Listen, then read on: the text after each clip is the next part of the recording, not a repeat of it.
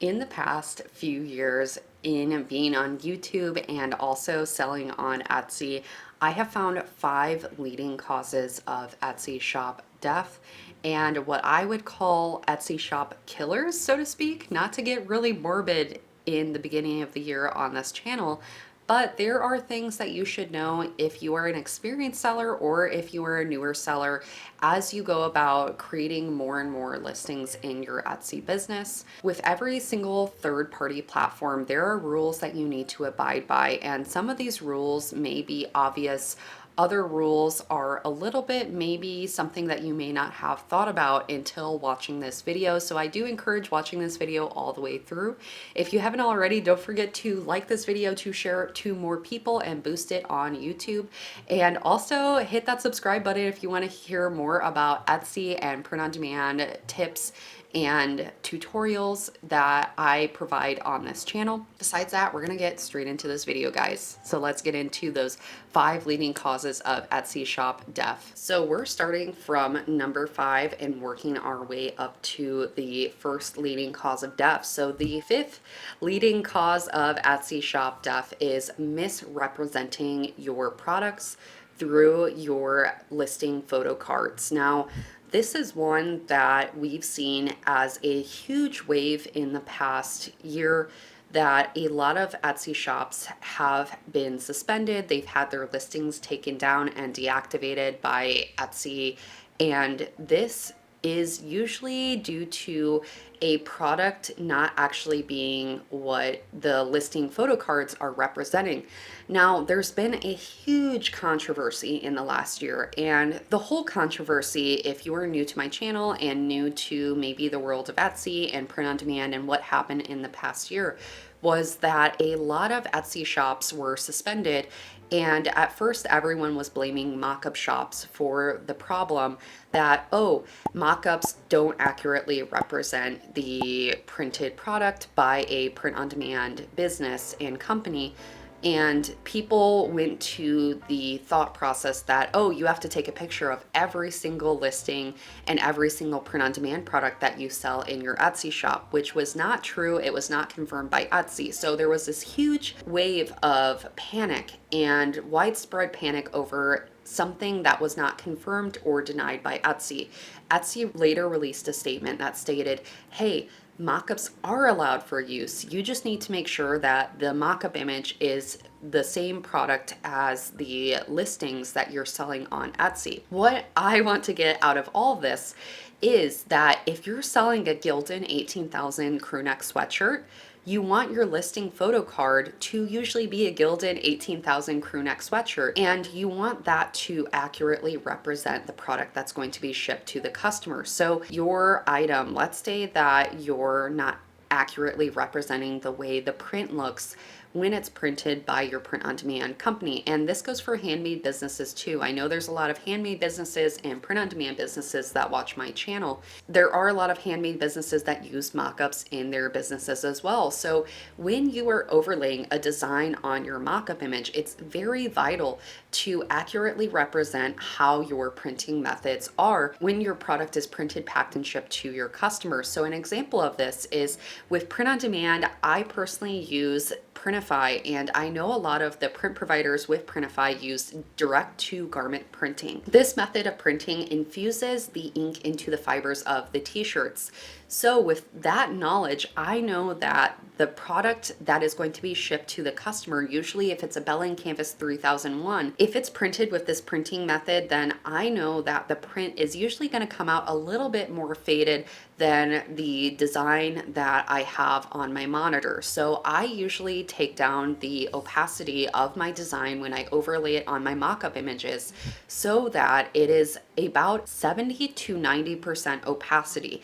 Usually I fall between the 80% area with my opacity, just so that the product that is in the photo card listing looks accurate to how the item will actually print, pack, and ship to my customer, because I use print-on-demand services. So hopefully that makes sense. But for those who are wanting to avoid accidentally misrepresenting your products and your listings on Etsy, here are some pro tips in not doing that by accident. So the first thing is lower the transparency of your design overlaying on the mockup so it looks realistic to how it will print, pack, and ship to your customer. The second thing that I would recommend is to make sure that the mockup photo that you're purchasing represents accurately the product that is going to ship to your customers. So those are my pro tips for those watching, and we'll get into leading cause of death number 2 here.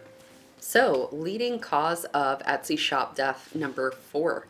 This one is something that I have had emails about. I have had people comment on my YouTube channel about that they didn't know was a thing with Etsy, and they thought that, hey, I can do this, right? This is allowed, and it's really not allowed. And that thing that you may be wondering is creating inauthentic traffic or fake purchases in your Etsy shop. Now, I know a common thought process when you open a business, and any business for that matter, is okay, when I open a shop on Etsy, I'm not getting sales. What if my checkout process is not working?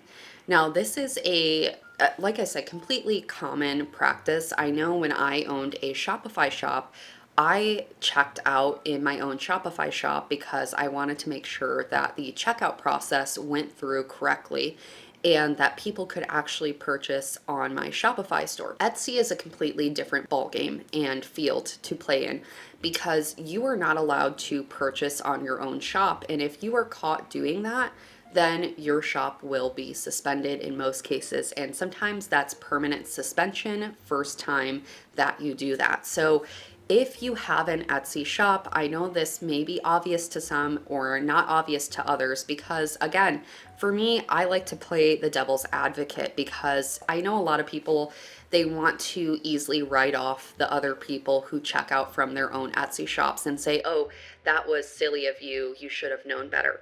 Now, I want to say that this is pretty common in owning any shop that you ever create is you do want to test your shop. However, with Etsy, you're not allowed to do that.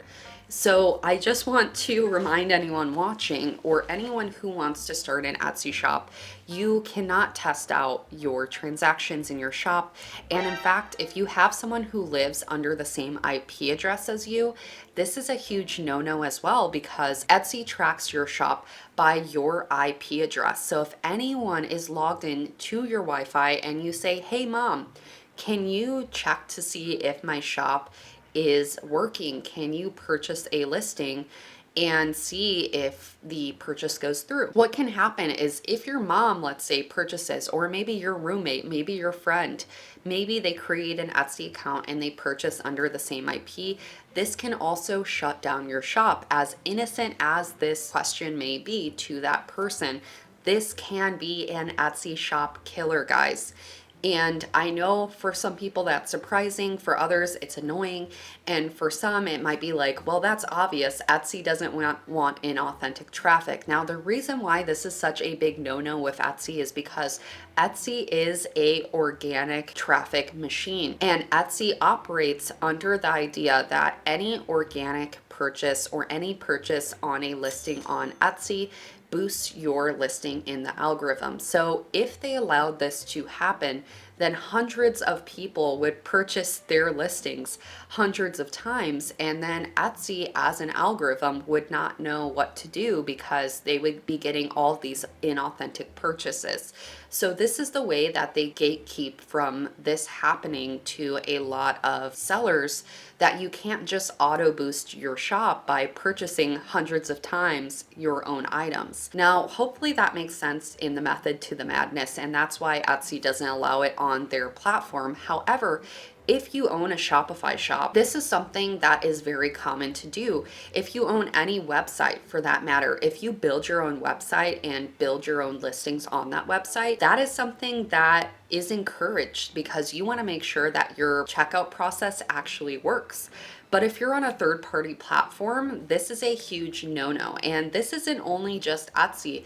This is other websites and platforms such as Amazon and eBay. Again, because these third-party platforms work on a algorithm system, and these algorithms boost listings that get sales. So if you're doing this inauthentically, This again goes against those house policies, especially Etsy's house policy. So whatever you do, do not purchase from your own shop or create a new profile and favorite your shop or favorite the listings in that shop, because again, these all can lead to Etsy shop permanent suspension.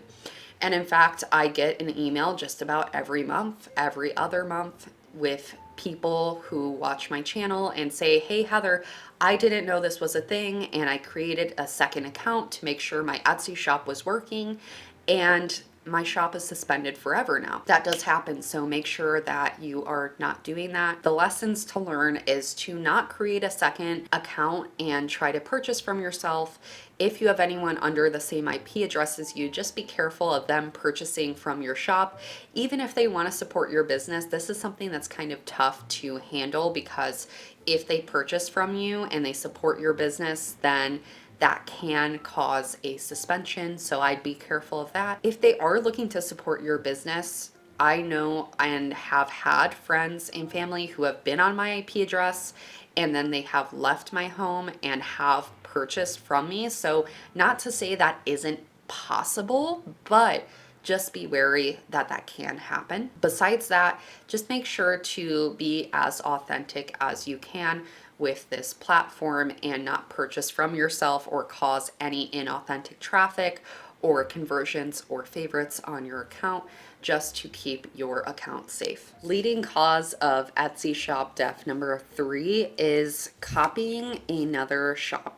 Now, this ties in with leading cause of Etsy shop death number 1, which we will be going over at the end of this video. But this really needs to be talked about, is the copycat culture on Etsy is very, very prevalent. And by very prevalent, I mean that people will screenshot a listing and upload that screenshot on their own listing and copy the SEO, copy the tags, and basically completely copy a listing and sell it as their own. Now, this one is, again, another very obvious one. I feel like obvious is the word of this video. Please troll me in the comment section if you made it to number 3 and you're still with me on this channel. Please comment obviously and then something after it, just to give me a little chuckle as I'm reading the comments of this video. Again, this one is probably obvious to some people, but to other people it might be like, oh my gosh, I never thought of that. And there's other ways to be a copycat on Etsy. That is not the only way to be a copycat. That one is something that has happened to my shop countless times. It's happened to many of you who are watching this video. Now, with that being said, there is what I quote, the lazy copycats who will screenshot, copy, and paste. Now, that is one way that people are copycats. The second way that I've seen copycats on Etsy is people copying a design style. So I have had this happen many times in my Etsy history and lifespan, where people will copy your design style and they will put it in different niches, in different product types, and it's a really kind of annoying way that people are copycats, at least from my experience. This is coming from my personal experience, that I've had people copy my design styles and they have put it on different products, and I can't even report them on Etsy because Etsy states that, hey, this is not the same product that you're selling, and this person basically can get away with it. And unfortunately, that's another way that people have done the copycat culture, in which they are copying someone else's design IP and graphic design IP. There's so many ways that I've seen the copycat culture happen on Etsy, and you can get shut down still for copying someone's graphic design IP in a way, given sometimes you may have to seek out legal methods to get that shut down. But with that being said, there are so many ways that many people have been permanently suspended. And I know that there has been people and subscribers who have reached out to me and sent me a picture of their listing and said, hey, Heather, I think I went too close to this other shop and I have a few listings that got taken down on Etsy, And do you think this looks the same as the other shop? And I've been very blatant with those people. I've told them, hey, you've copied these listings and your shop is now up for suspension because you copied those listings. There's nothing really you can do at this point. So that's one thing to think about, is also make sure that you're not closely almost infringing on someone. I've seen a lot of Etsy shops and Etsy sellers who have created listings that look almost identical to another listing with a slight variation of a color or of a font that still looks almost the exact same as someone else's bestseller listing, and that's still in the copycat realm and infringing on someone else's intellectual property.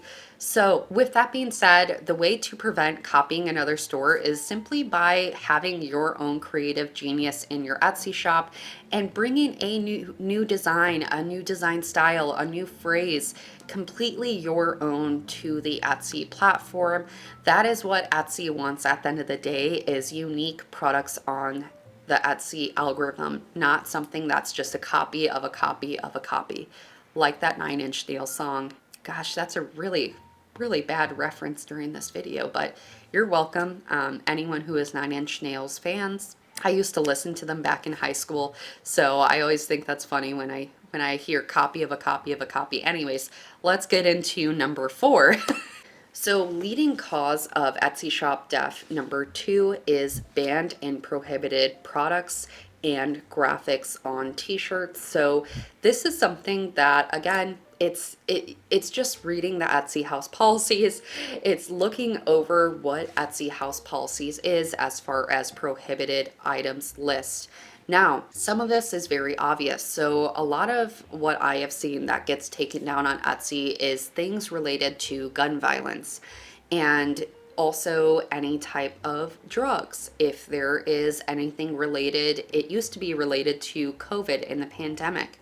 So there are certain things that are banned on Etsy, and there is a whole list to go over. So please go over the list. I will link the Etsy house policies down below. But I have had, again, a lot of subscribers reach out and send me pictures of their listings and say, hey, is this okay to post on Etsy? Now, if I even have the question, is this okay? I do not post it. That's my answer to a lot of you who are watching this video. If it is a gun on a t-shirt, do not post it. Simple enough. If you're having that question of, oh, can I get away with posting this on Etsy? The answer is usually going to be no, because again, gun violence is not allowed on Etsy. Anything related with guns, you do not want to post on Etsy because this is banned per their house policy. So hopefully that's a good answer for those of you watching.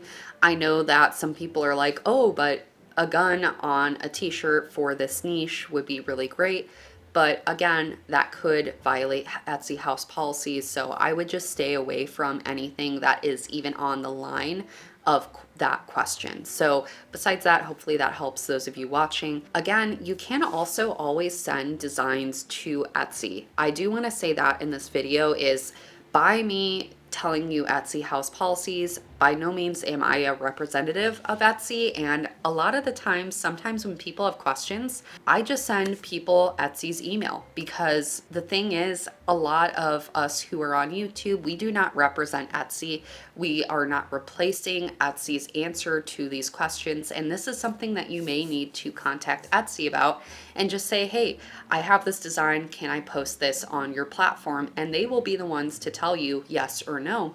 And some things they might surprisingly say yes to. So I would always seek out the third-party platform that you are selling on and ask them directly as well. So besides that, hopefully that helps some of you who are on the iffy side of what's prohibited and what's not prohibited by Etsy's policies. So the number 1 leading cause of Etsy shop death is simply copyright infringement and intellectual property infringement, which goes back to the 3rd leading cause of death, which is copycat culture on Etsy. Now, I'm making this 2 points in this video because, first of all, trademarked words are one of the biggest reasons that I've seen Etsy shops get taken down and suspended and permanently banned on Etsy. And even copyrighted graphics on t-shirts, such as the ghost face that I see a lot of the times around Valentine's Day. The ghost face is actually a copyrighted graphic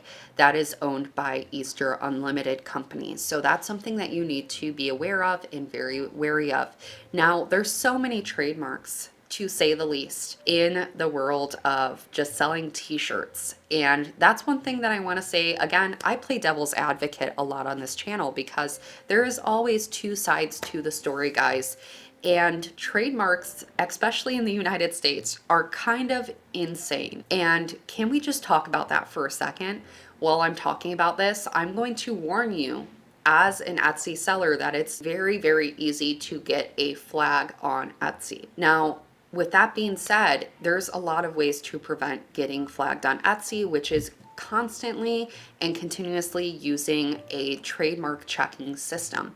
So one trademark checking system I like to use is the tool Everbee, which you can connect to your shop, and it will update you with any trademarks that are currently active that may come back onto the market as time goes on. So I would use a tool like Everbee and use that in your shop so you can check trademarks consistently with every new listing you create. Now, I will say a lot of trademark checking tools, what they tend to do is pull words that aren't trademarked as well. So I would just look at that as well. But common words that are trademarked that we all know about is words like Yellowstone. There is Starbucks. There are a lot of brands that I've seen that are trademarked that you do want to be wary of in your tags. I know in the coffee lover niche, it's very common to use the word Starbucks because when you think of coffee, you may think of the brand Starbucks because there's brand association with coffee. So that's one thing that you want to stay wary of and not use in your tags. Also, if you tend to do tag research and you see other shops are using Starbucks, that does not mean that you can use Starbucks in your tags. So I do want to state that. I get that question a lot that people send me all the time is, oh, I didn't use Starbucks in my design, but I used it in my SEO. But that still counts for copyright infringement, guys, because you're using a brand association to get eyes onto your listings on Etsy, which is still violating the intellectual property of Starbucks or any company that you may have used. So you have to be very vigilant and very careful to not use it in your design, in your SEO, in your descriptions, in your tags. And also, the other thing you need to be wary of is if there's any logos or trademarked logos in the photo cards of your listing. So let's say that you purchased a mock-up on Etsy that the model has a Starbucks mug in their hand. That also is considered using a trademark of a company, which again can get that listing taken down on Etsy. So you need to be very vigilant and making sure that has no infringement on any other company or logo. So with that being said, if you want to be vigilant in checking trademarks, you can use uspto.gov's system where you can search trademarks for free. Another really easy way to search trademarks is just using Google. And I know this is surprising to some people, but if you type in your phrase on Google and put trademark at the end, you can look up trademarks that way. However, I will say that some trademarks are not alive, some are dead. So there are live trademarks and dead trademarks. The difference between the two is live trademarks are actively being paid for. The dead trademarks is something that was filed in the past. It was active at one point in time, and then it expired in being a trademark, which means that you can technically use that word, maybe that graphic or phrase that you're looking to use if it does say dead on it. Now, with that being said, I am by no means a trademark expert, but I would seek out legal help if that is something that you want to really get to learn as time goes on. Besides that, guys, that's it for the 5 leading causes of Etsy shop death. And I hope this video helped those of you. If you have any other leading causes of Etsy shop death, I would love to make a part 2 later on about this, or a different variation of this video to share other ways that Etsy shops get banned. So at the end of this video, don't forget to share down below if you have any other reasons. Maybe your Etsy shop was suspended, or maybe that you've heard of others being suspended, to share the word to other Etsy sellers. This is just my personal list of selling on Etsy in the past few years and teaching content on YouTube, I've had a lot of you reach out to me for these reasons that I wanted to share so that any new seller or experienced seller on Etsy can correct maybe some of the things they may have done that I mentioned in this video or prevent that in the future. So with that being said, don't forget to hit that subscribe button down below, and I will see you all in the next video here.